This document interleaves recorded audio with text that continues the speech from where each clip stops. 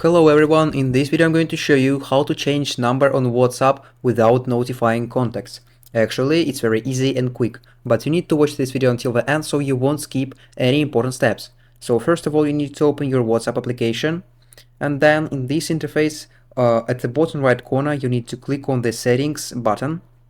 Then you need to scroll down and then find and click on the account option. After that, in this list of options, you need to find and click on the change phone number. Then you can read this small instruction, small information about it, and then click on the next button at the top right corner.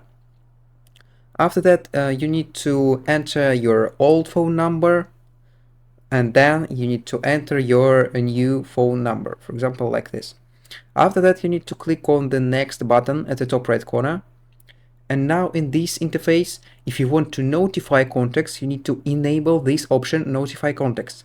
And then you can choose notify all contacts or custom contacts, or you can actually disable this option, and then nobody will receive a message about